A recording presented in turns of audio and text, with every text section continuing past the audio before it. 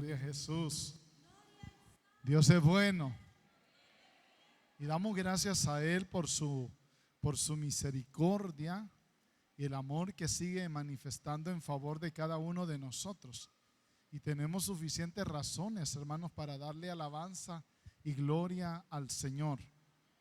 Sin duda debemos de estar conscientes que estamos en medio de una batalla espiritual, pero que nosotros tenemos que crear una plataforma efectiva a través de los actos, a través de los comportamientos y a través de las actitudes que nosotros tenemos, porque eso viene a fortalecer el entorno de nuestra vida espiritual. El muro está en pie si nosotros lo tenemos en pie, pero con nuestras actitudes lo podemos derribar también. Y es ahí entonces donde tenemos que ser conscientes que hay un enemigo que no va a ceder espacio, que intentará constantemente hacer presión para que nosotros cedamos y nos volvamos frágiles delante de él y de sus ataques. Así que la vida espiritual prosigue en su batalla y en su lucha. Y a cada instante usted y yo veremos, hermanos, las artimañas de las tinieblas. Vamos a leer la palabra en 1 Tesalonicenses 5:17. Es un versículo bastante corto.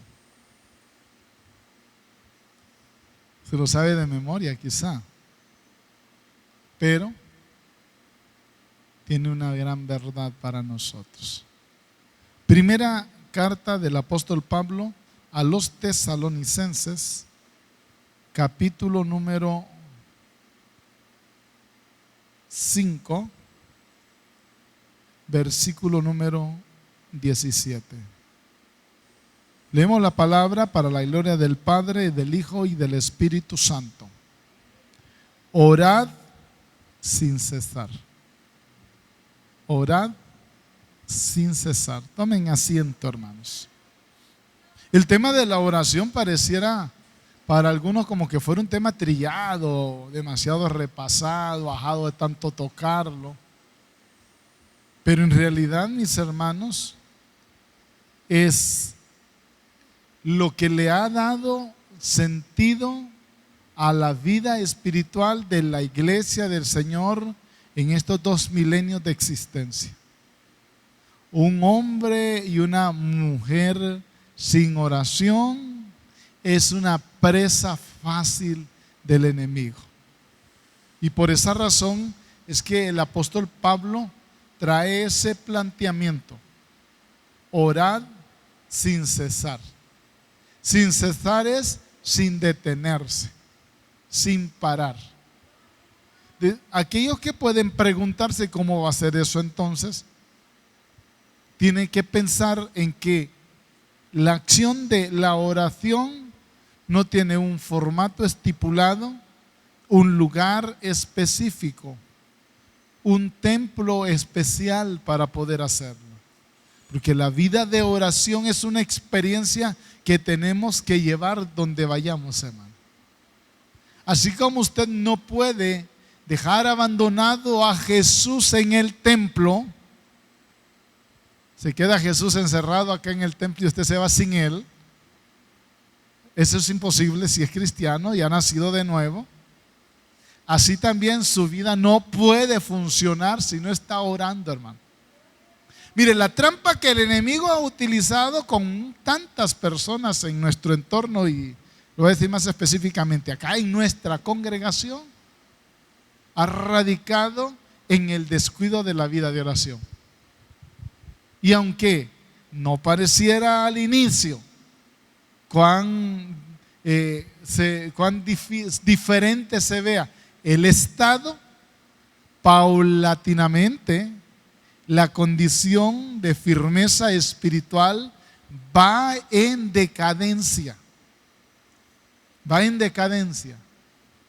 Y sin darse cuenta, el enemigo empieza a absorber.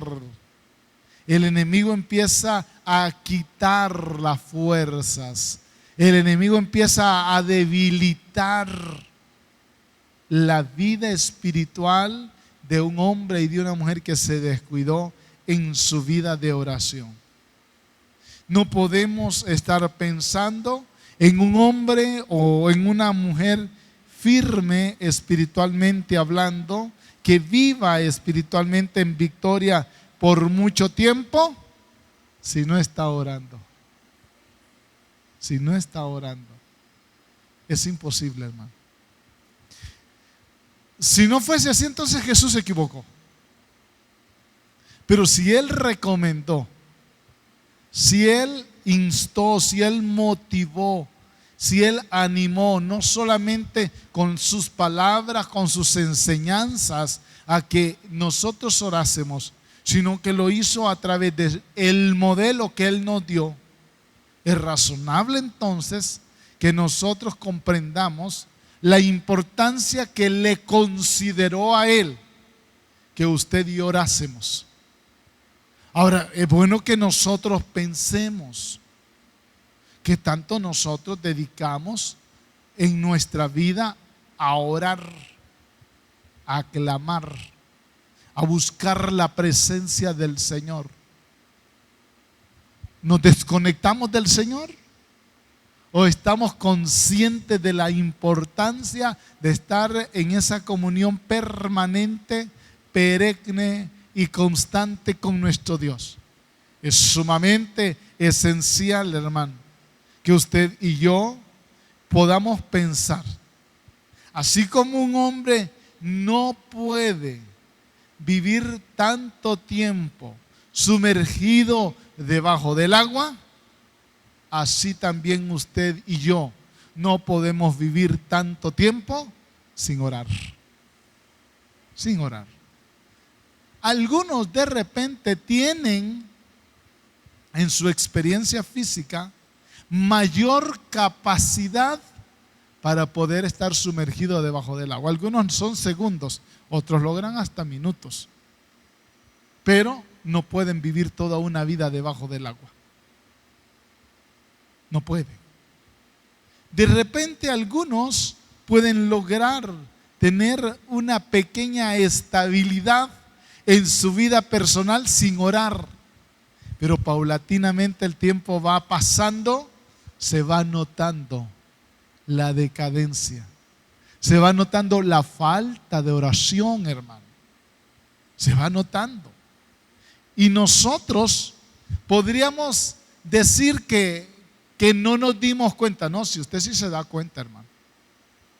Usted sí se da cuenta.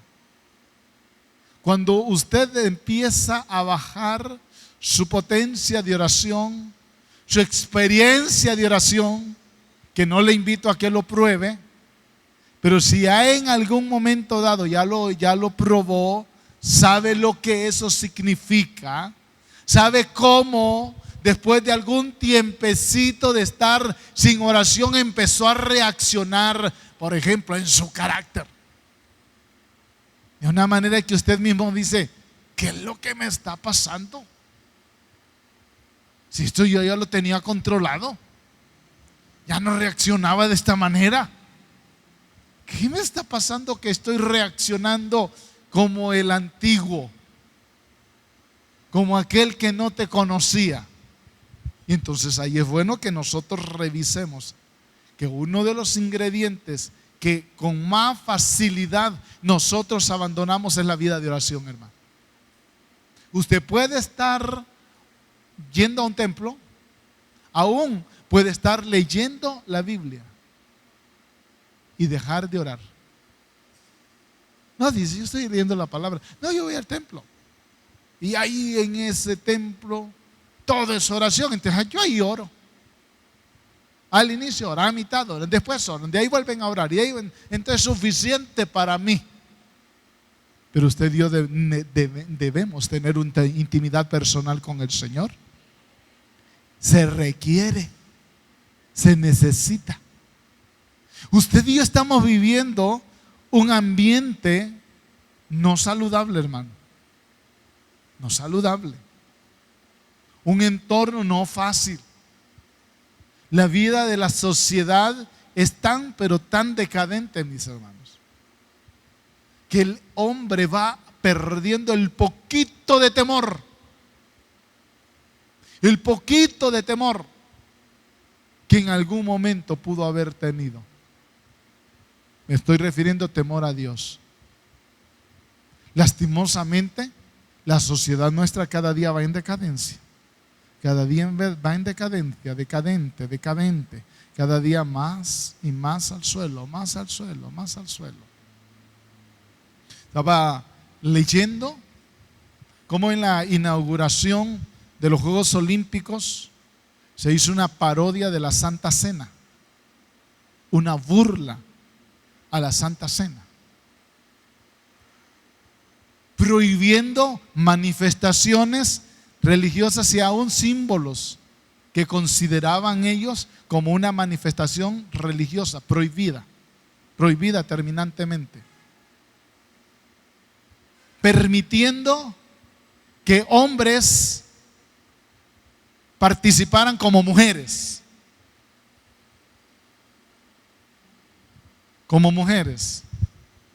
Por ejemplo, boxeando. Un hombre boxeó a unas pobres mujeres ahí, hermano. Sí, si una italiana dijo, no, 50 segundos si no sigo, me va a matar este. Y se retiró. Porque esa es la sociedad en la cual nosotros estamos viviendo. Ahora, ¿por qué hago mención de esto? Porque como iglesia nosotros tenemos que fortalecernos más. Cuando usted allá largo está viendo la presión que el enemigo a través de la sociedad está teniendo sobre aquello que manifiesta cierto asomo de temor a Dios, prepárese. El Señor nos está dando tiempo a nosotros para poder estar metidos en la llama a través de una vida de oración, para que cuando venga la tormenta, el huracán y el enemigo trate de movernos a nosotros, nos halle bien cimentados, bien sembrados, hermano. El Señor en varios momentos dentro de la palabra utiliza a la palmera del desierto como un modelo para nosotros. La palmera del desierto, porque está en el desierto, es obligada por la naturaleza a ahondar sus raíces en busca de ¿qué? En busca de agua, porque en el desierto es lo menos que hay, agua. Y profundiza, y los estudiosos afirman que hay un momento en que la longitud de las raíces hacia adentro de la tierra es igual a la longitud del tallo hacia arriba de las ramas. Ya puede imaginar qué profundas están las raíces, y por eso vive. En este sentido tenemos que considerar, mis hermanos, un cristiano con una vida de oración superficial no va a vivir, se va a morir.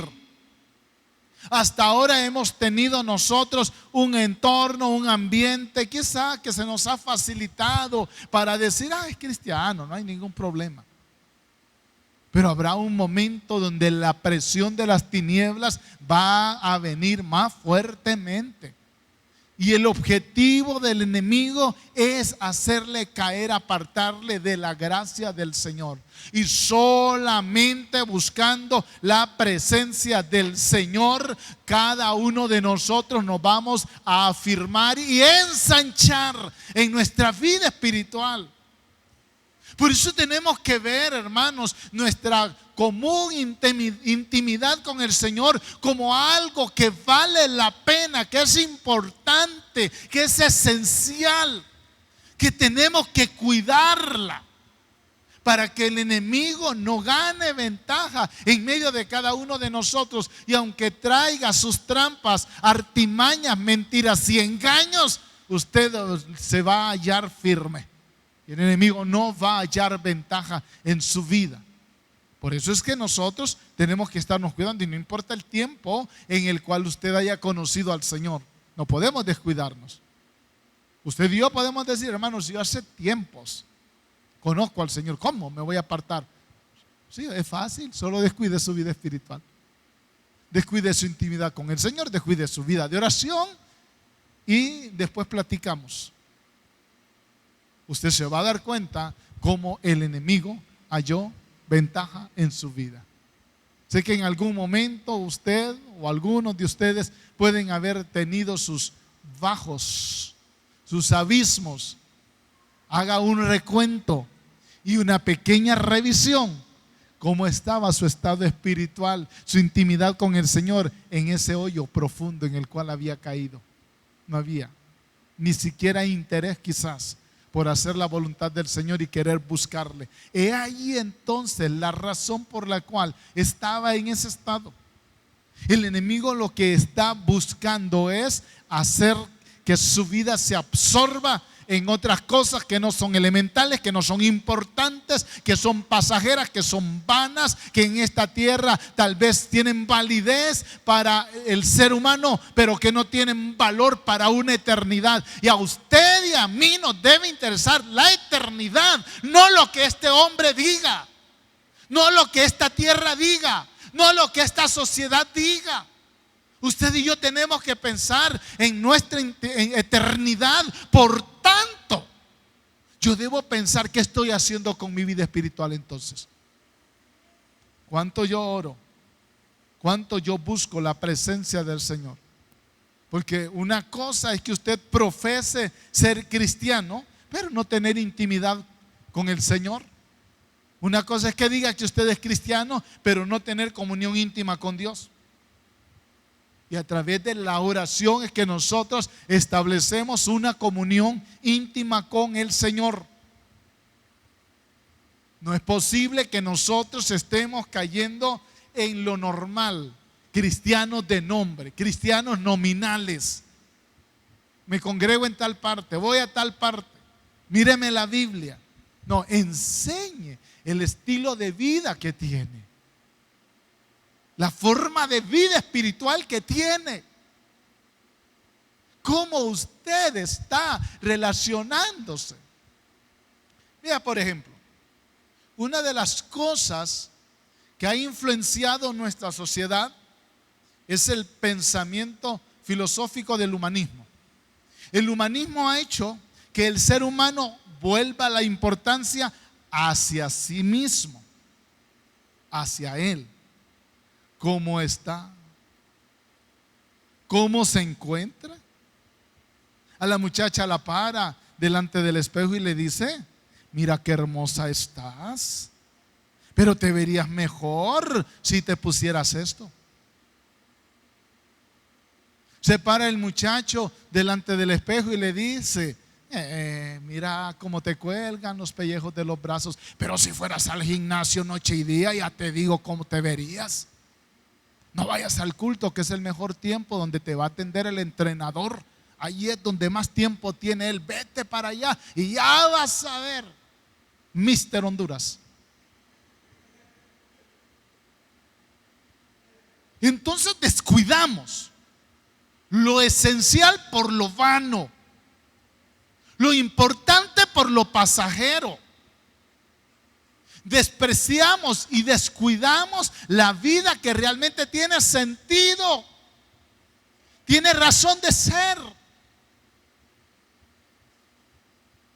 Yo no le digo, hermano, que se descuide y que se eche a morir también, ¿verdad? Pero usted debe velar por lo importante para su vida. Y la oración en sus prioridades debe ser de lo primero, hermano, de lo primordial, de lo que vale la pena. Y este es un asunto de estar haciendo una retroalimentación en relación al estilo de vida que nosotros tenemos. ¿Cuánto realmente nosotros estamos dedicando ese tiempo a la oración? ¿Por qué orar? A veces nos preguntamos, ¿y por qué tanta exigencia? Que ore, que ore, que ore, que ore. Ahí solo de eso le dicen a uno. Bueno, recuerde la palabra, lo que dice. Lo acabamos de leer. La forma en cómo el apóstol Pablo da la recomendación, porque de hecho es una recomendación espiritual, de 1 Tesalonicenses 5:17, Es una orden. Está conjugado de forma imperativa. Orad. Orad sin cesar. O sea, orden, imperativo, orden. Es una orden. ¿Por qué tenemos nosotros que orar? ¿Por qué razón tenemos? Bueno, Dios lo ordena, hermano. ¿Cuántos de nosotros decimos ser seguidores del Señor? Si somos seguidores de Él, vamos a oír su voz. Vamos a atenderle a Él. Vamos a escucharle a Él. Y por eso es bueno que hagamos un balance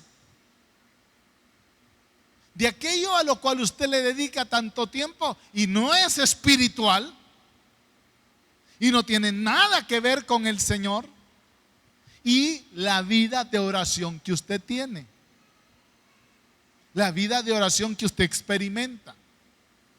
¿Cuánto, por ejemplo, usted le dedica a tener el celular en las manos? Pero no cargándolo, sino ay, ahora me asombra ver a los niñitos de 1 año, hermano, que agarran el celular y le dejan con el dedito y lo manejan mejor que un adulto, hermano. Sí. ¿Cuánto tiempo? En un equilibrio, relacionándolo con el estilo de vida espiritual. ¿Cuánto hora? ¿Cuánto hora? Pasan las horas y las horas y las horas y las horas y mirando ese aparato, hermano.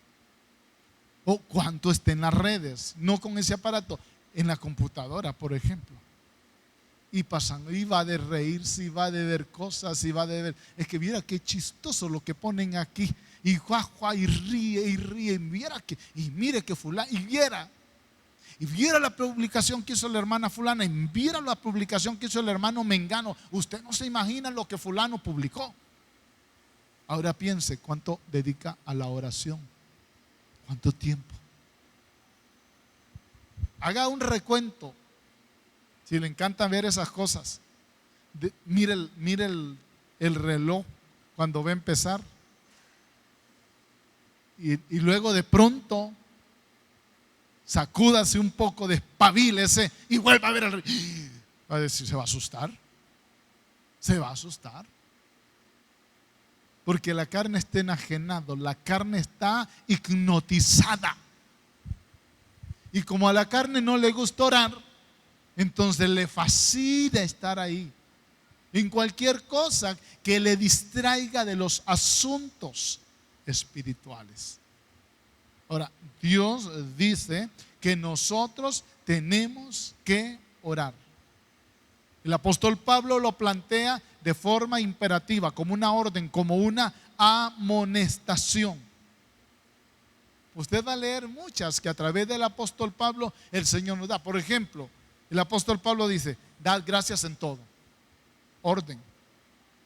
Sed agradecidos. Oren sin cesar. Velen y oren.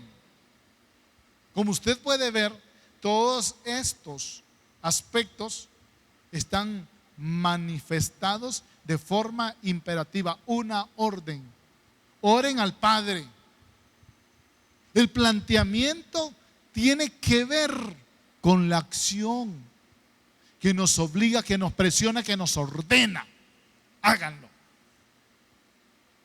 ¿Por qué razón lo plantea de esa manera el Señor a través de la palabra? Porque nos conoce. Porque sabe el conformismo que hay en cada uno de nosotros. Y porque quiere hacernos entender lo relevante e importante que es nuestra vida espiritual.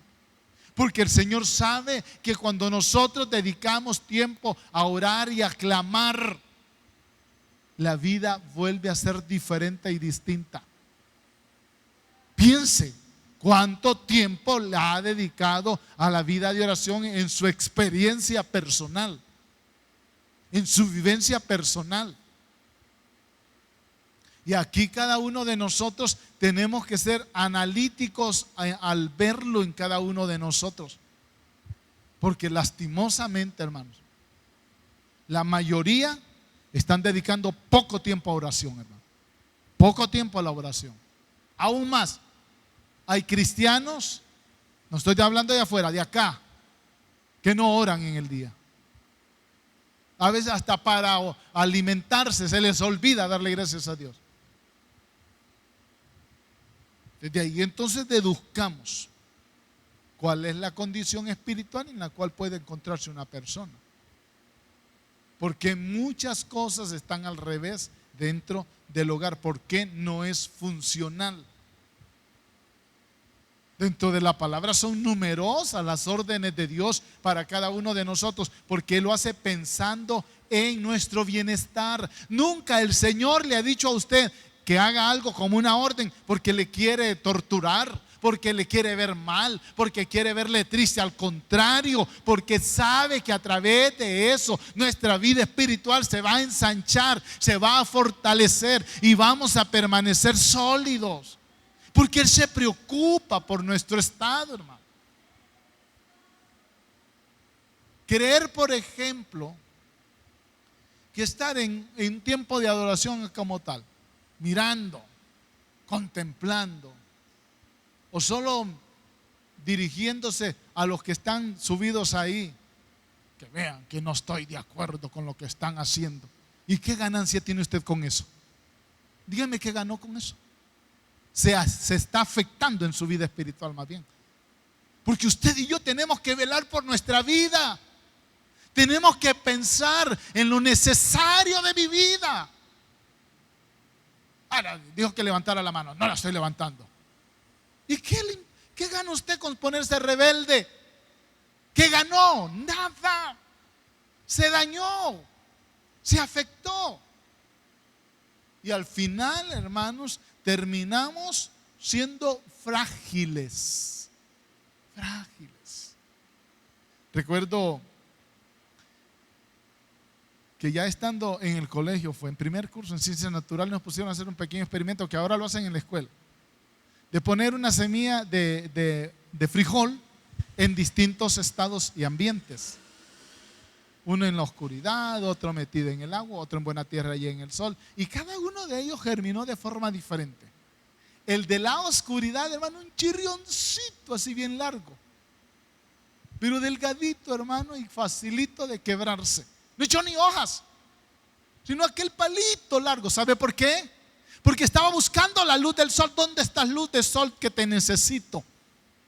Contrario a la semilla que germinó delante de los rayos del sol, hecho hojita, bien verdecito y bien fuerte. Ahora piense, qué bien nosotros ganamos cuando descuidamos nuestros ejercicios espirituales. ¿Cuál es el beneficio que nosotros tenemos cuando no oramos, por ejemplo? Como congregación, estos son tiempos que nosotros tenemos que apreciar, que valorar, hermano. Si venimos, por ejemplo, acá, hermano, trate de olvidarse de todo porque usted vino acá a este lugar. Ay, hermano, es que no me sé el canto. Pues hable, diga lo que hay en su corazón. Pero no se quede, ay, qué cantos tan feos los que están cantando estos. Mejor ni hubiera venido, hermano. ¿Y qué está haciendo? Si es que yo lo que estoy velando es por mi vida. Debo cuidar mi vida. Adore al Señor, alabe al Señor, ore al Señor, búsquele a Él, cántele a Él, órele a Él. Pero al final de cuentas es por su vida, hermano. Es por su vida.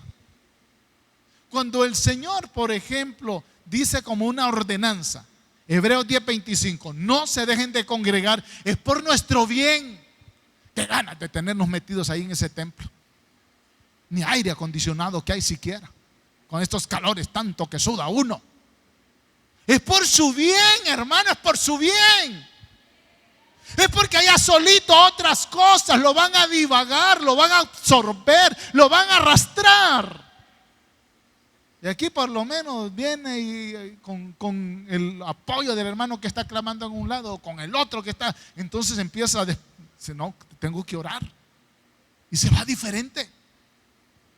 No es por gusto que el Señor quiere que nos congreguemos, hermano. Porque estos son tiempos que Él aprovecha para edificarnos, hacernos crecer y fortalecernos en nuestra vida espiritual, hermano. Y nosotros necesitamos, somos necesitados.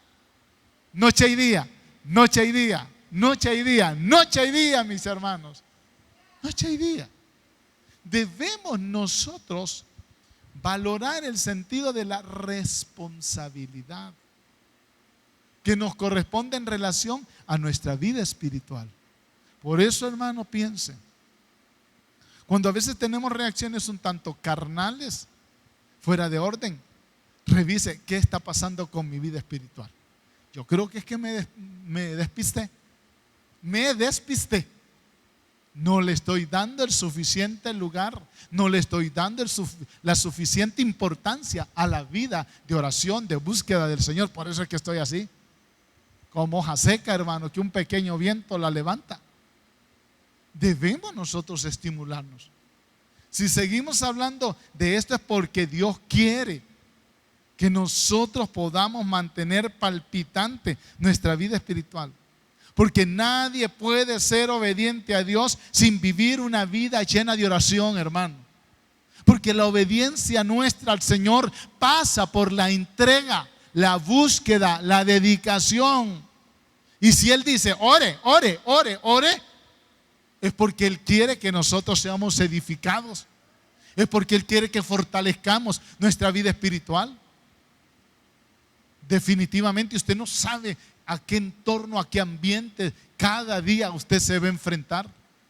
Y la vida de búsqueda para el Señor nos va a dar una condición para que podamos enfrentar las situaciones para las cuales naturalmente no estamos preparados para enfrentar, solo buscando la presencia del Señor. Además de eso, la oración, hermanos, es una puerta de entrada a abundantes bendiciones, hermano. Que haya uno que me diga, viera qué cosas tan feas me están pasando de tanto orar. ¿Quién podría decir eso? Que le están pasando cosas horribles porque mucho ora. No, al contrario, hermano. Es una puerta que se abre para las bendiciones cuando nosotros decidimos orar en la presencia del Señor. El Espíritu Santo es dado a los que buscan la presencia del Señor, a los que determinan estar en el secreto de Dios. Ahí está el Espíritu Santo, ahí está la presencia del Señor. La vida de Dios se hace más efectiva dentro de cada uno de nosotros.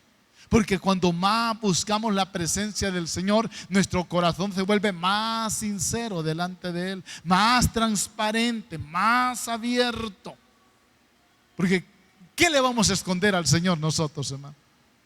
Si Él todo lo mira, Él todo lo sabe.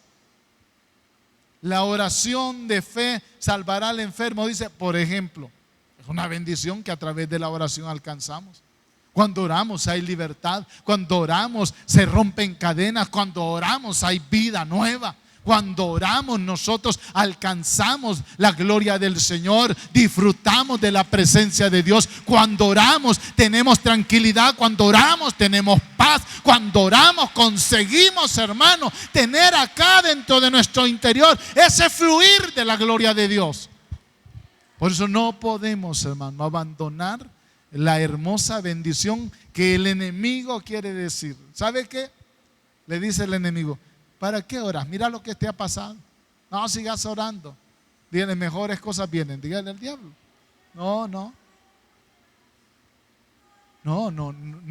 te voy a poner cuidado porque el enemigo habla así, hermano. ¿De qué te ha servido estar orando tanto? Mira lo que está pasando. Sí, el Señor me está formando, el Señor me está capacitando, el Señor me está haciendo crecer en fe y con esto voy a ver la gloria de Dios en mi vida. Eso es lo que Dios quiere, hermano. No atendamos la voz del enemigo. Sigamos clamando, sigamos buscando la presencia del Señor. Dice Santiago en el capítulo 5, y con esto vamos a cerrar: la oración del justo puede mucho. La oración del justo puede mucho. Entonces de pronto alguien va a decir, entonces pues a nadie le va a funcionar porque aquí nadie es justo. ¿Sabe qué pasa? Que a causa de la obra de Cristo en la cruz del Calvario, cuando nosotros vamos a Él, la justicia de Cristo se nos imputa, se nos pone a nosotros y se nos llama justos a nosotros, porque ahora nos metimos bajo el control, bajo el dominio y bajo la autoridad del Señor. Entonces su oración en Cristo Jesús, viviendo en Él, puede mucho. Así que seguir orando, hermano, a seguir orando, clamando, orando y no dudando, creyéndole al Señor que Él va a responder y operará cosas grandes a través de nuestra vida. Vamos a ponernos en pie, por favor.